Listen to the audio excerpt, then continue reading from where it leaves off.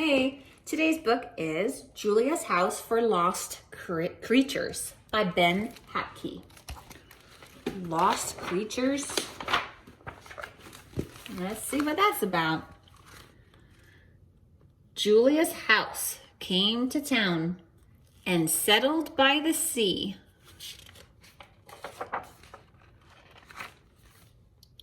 That evening, there was a warm fire and toast and tea, and all the house was quiet. Too quiet. So Julia ran to her workshop. She got out her tools and her paints and went to work. She made a sign. She hung the sign up outside the front door. It said, Julia's House for Lost Creatures. And then she waited. She didn't have to wait for long because there was a scratch at the door.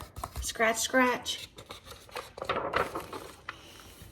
The sign worked. Patched up Kitty came to stay, and it was nice to have a friend, even if he wasn't like other kittens. Before long, there was another knock at the door. It went boom, boom, boom. It was a very sad troll. The city had torn down his bridge, and he asked if he could please stay, just until he could get back on his feet.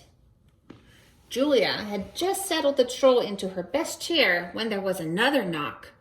There were also scrapes, scratches, whines, bangs, barks, and bellows. Whoa. That's a lot of creatures at our door. Soon, Julia's house was filling up with lost and homeless creatures of every description. They asked for towels and soap, tea and toast.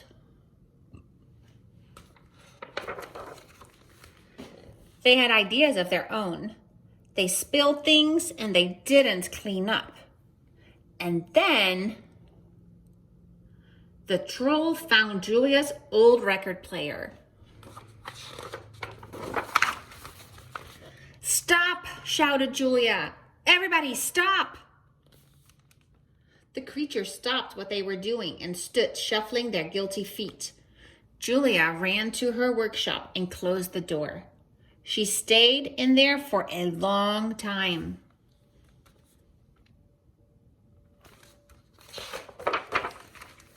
When she finally came out, Julia had a new sign. Now everybody had a job. It says Julia's House Chore Chart. So she made some chores for all those creatures.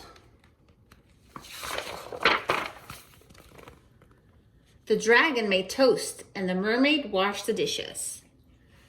The Folletti tended the fire. The goblins mopped up. The ghost was in charge of dusting. And the troll picked out the music.